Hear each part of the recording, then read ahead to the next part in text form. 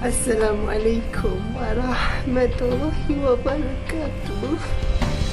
Hari ini saya buat video untuk buah hati saya, iaitu Sulaiman Wartopo Walakasun Raya. Okey Sulaiman,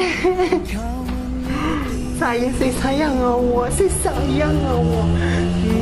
Untuk kesayangan saya untuk baby pucuk tu, Sulaiman, saya panggil Raja. Nama dia Walakasun Ra. Saya akan nyanyikan satu lagu. Diamlah. Saya nyanyikan satu lagu untuk awak. 1, 2, 3.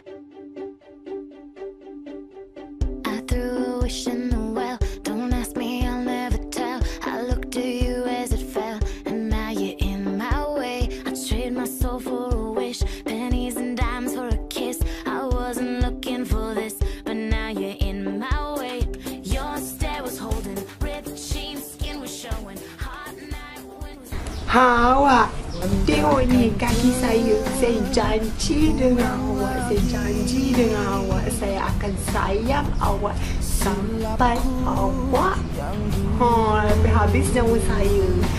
Kecuali kalau awak tak sayang saya lah. Ini pula saya akan janji pada awak, saya akan cinta awak sampai awak mati. Sampai awak mati, kecuali saya tak cinta awak lah. Macam tu. Saya janji saya akan jadi yang terbaik untuk awak, melainkan awak tak nampak? Awak tak baik dengan saya. Macam tu. Awak ingat tak hari ni hari apa? Hari ni hari ulang tahun kita bersama selama 1 jam. Nampak? Jadi kiranya perhubungan kita dah cukup 1 jam. Yes, sukanya. Saya sayang awak.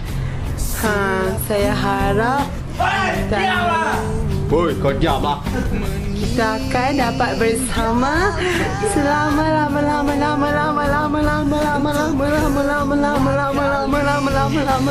lamanya.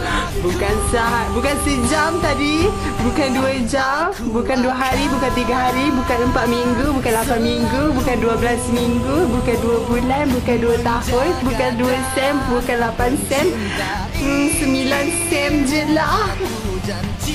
Selama-lamanya. Awak, saya sayang sangat dekat awak.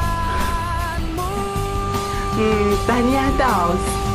Sebab sekolah awak, cheerleader sekolah awak dapat menang. Walaupun tak dapat nombor 1, dapat nombor 4 pun, tak dapat nombor pun tak apa.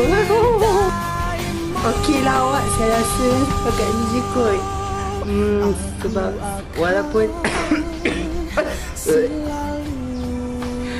saya mengandung, tapi saya nak buat juga video ni untuk awak. Sebab saya happy sangat. Saya rasa setakat ini juga. Assalamualaikum lagi, belum. Saya rasa saya happy sangat. Saya nak cakap ke awak juga saya happy. Setakat ini saja. Assalamualaikum warahmatullahi wabarakatuh. Tercabut tu.